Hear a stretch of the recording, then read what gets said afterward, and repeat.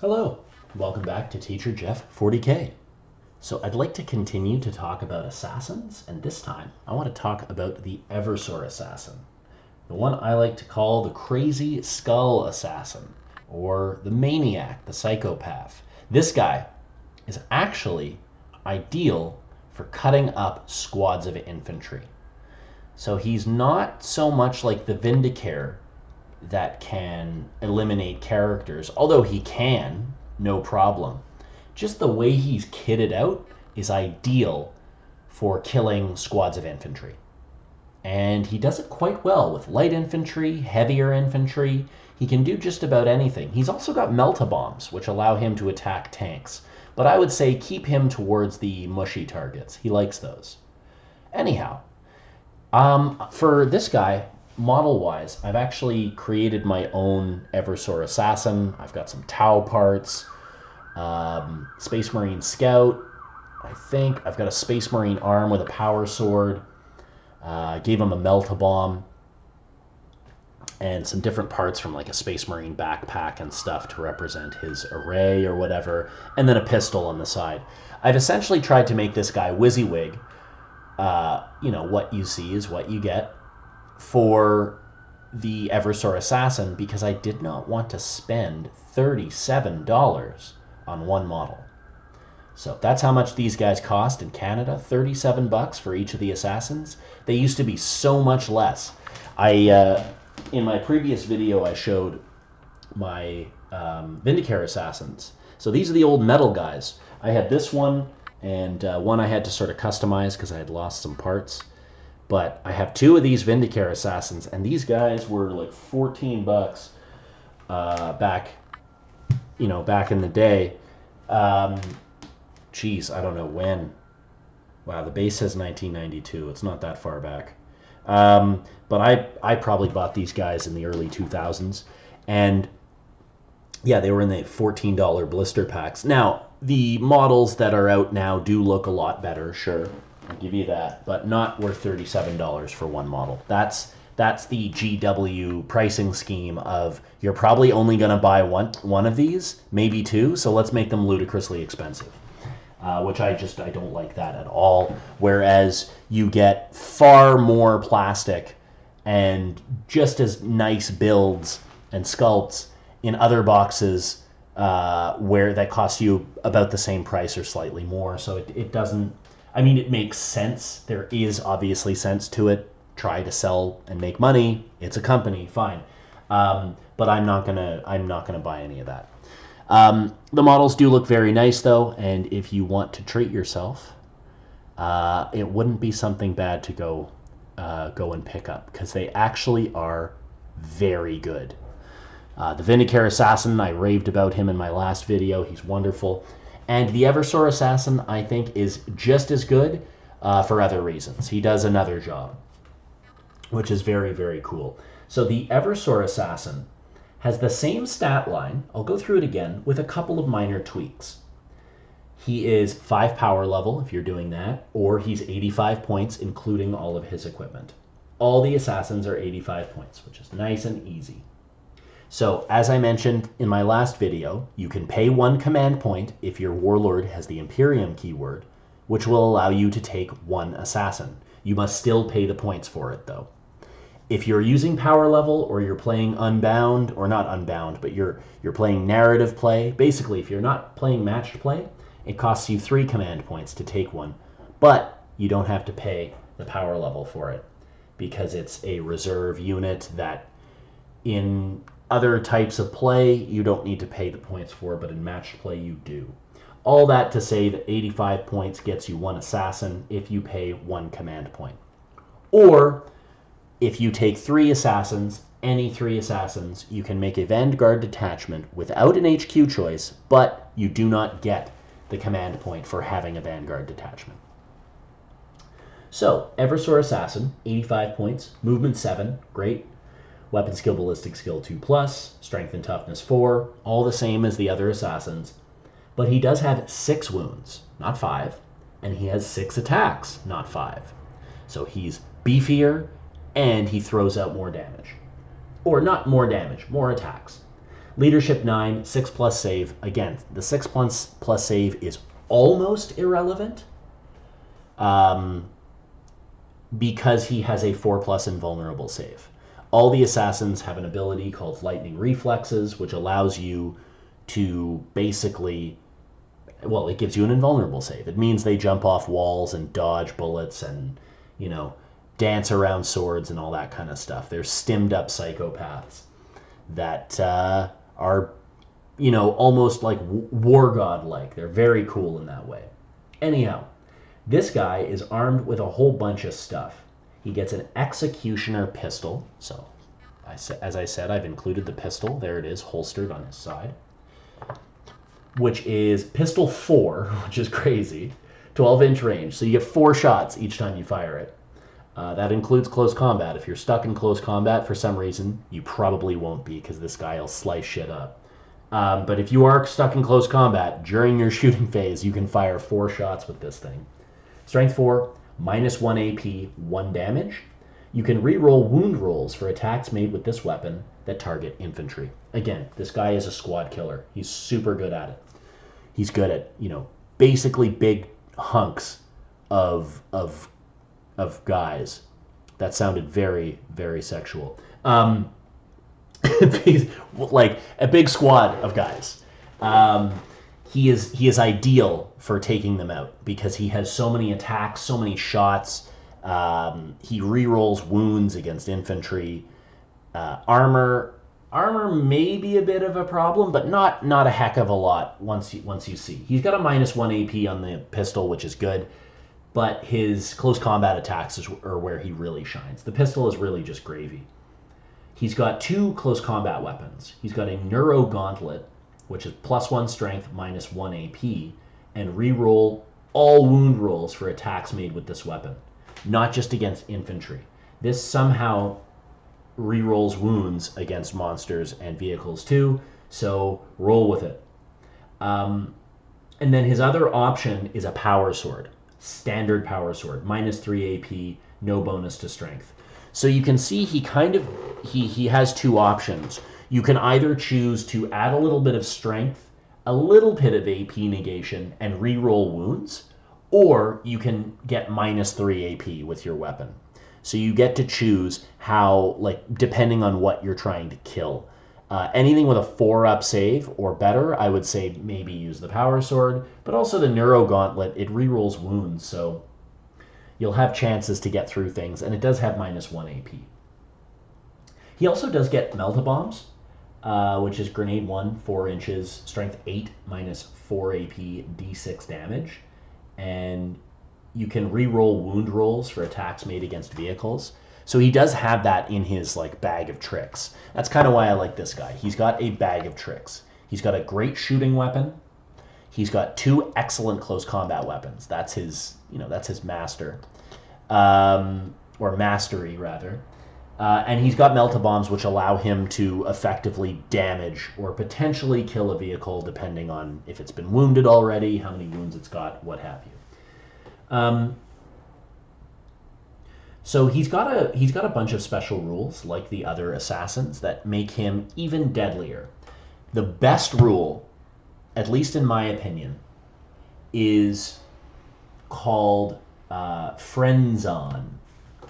When attacking, when making a charge roll for this model, roll 3d6 rather than 2d6. And none of this pick the highest dice bullshit. You roll 3 dice, you get all 3 of those dice for your charge. This makes a deep striking assassin making a 9-inch charge pretty easy. So it's almost I'm not going to say a guarantee to get him into combat, but it's a much higher chance to get him into combat than most other units coming in from deep strike. In addition, add 2 to this model's attacks characteristic. So he's got 6, no, he's got 8 on the charge. So whenever he charges, he gets +2 attacks. So that's 8 attacks, either with the Neuro Gauntlet or with the Power Sword, whatever you want to do. Then, Killing Rampage. I love the way this guy sounds. It's ludicrous. It reminds me of Doom. Anyhow, each time an enemy model is slain as the result of an attack made with a melee weapon by this model, This model can immediately make one additional attack against the same unit. These additional attacks cannot themselves further generate attacks. So that means that each time he kills a model with one of those 6 attacks, or 8 if he's charged, each of the attacks that successfully slays a model, so slays, not wounds. So if you're attacking a character, you deal 2 wounds to it, that doesn't count.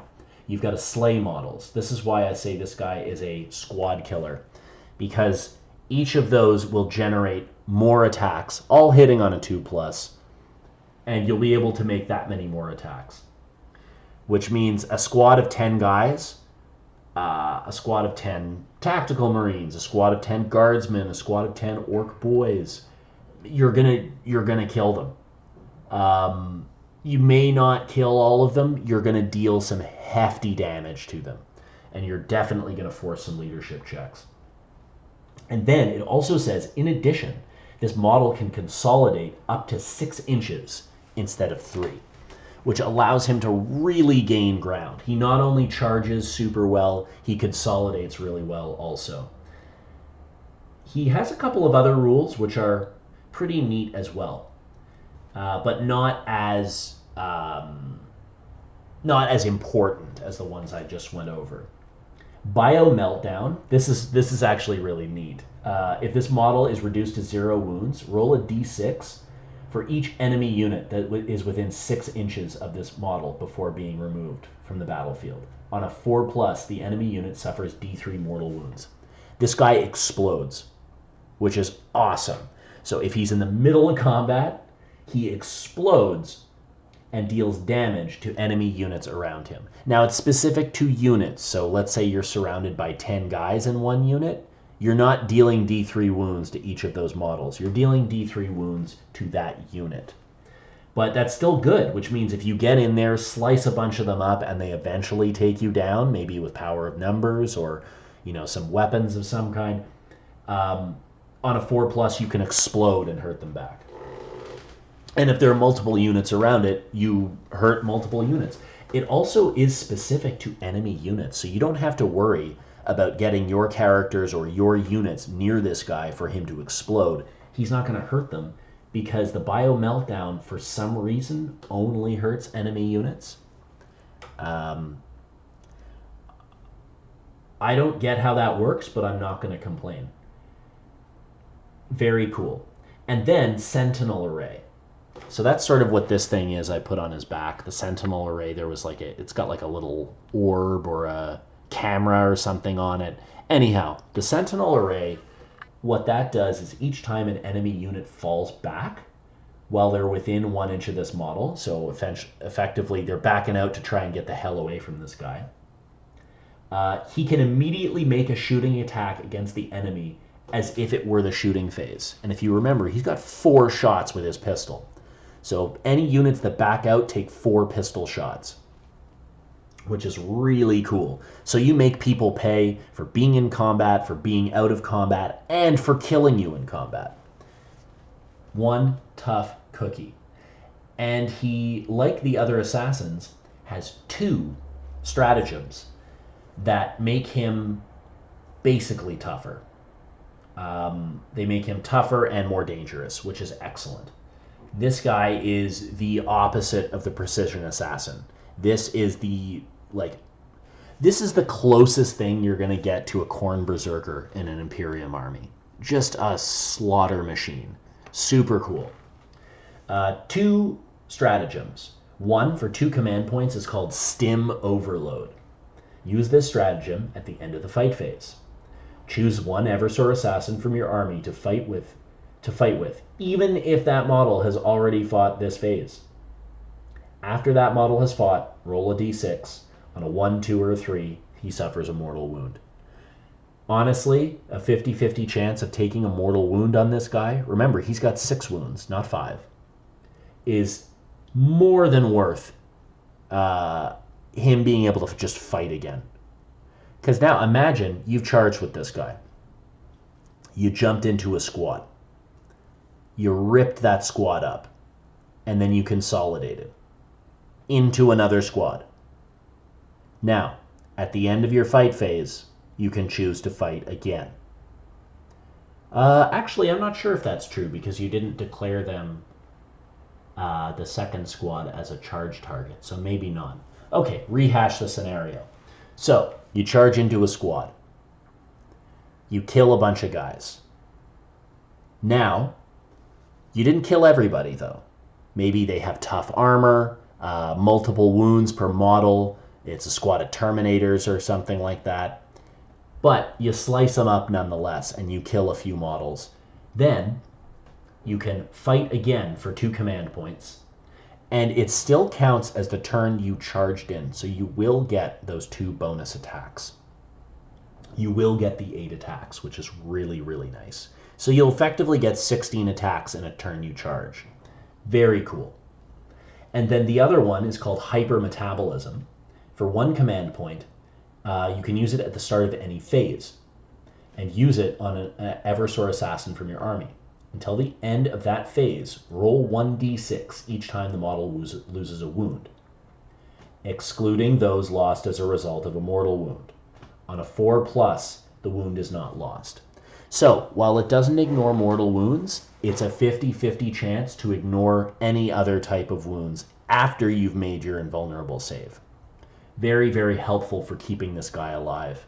Although if he doesn't stay alive, he can always still explode and deal damage to the squads around him, which is really nice. So for 85 points, this guy is fantastic. In my previous video, I talked about Vindicare Assassins and liking to take 2 of them. This guy, I think he's perfect as a rogue agent. I think he's excellent as just one guy, shows up from deep strike, charges like crazy, wipes out a squad, consolidates quickly, or slices into another squad, or fights again, or dies and then explodes. Very useful, and not a huge gamble at 85 points, honestly. If you've got an Imperium army, spend 1 command point and 85 points to get yourself this murder machine. He's wonderful. He's relatively survivable too. He's got 6 wounds. He's got an invulnerable save. And you do have a chance to have him ignore other types of wounds with his stratagem. So very, very useful, very tough, very killy, like lots of choppy attacks. And the chance to do additional attacks as well. So I didn't even mention that. When you get him, when you elect him to fight twice, and you make those 8 attacks on the charge, and let's say you kill some models, and you get to make the additional attacks, and then at the end you decide to make him attack again for 2 command points, he not only gets to make those 8 attacks, but if he kills further models, he gets to make additional attacks for those.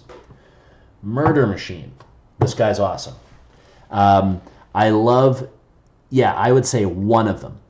1 of them, you could take 2 and it wouldn't hurt you. But again, remember, there is no way to take 2 of any assassin type for any army for any reason. You have the option for 1 command point to take 1, or if you just decide to go unbound, you could just take those 2. But you can also take the Vanguard detachment with 3 assassins, up to 6, and no HQ choice, if your army once again has a warlord with the Imperium keyword. Anyhow, I've used this guy to great avail. He has not disappointed me in the few games I've used him in. And actually, he usually doesn't die. I usually like to charge isolated squads towards the back, and because he's 1 model, it's very easy to get him in behind enemy lines to attack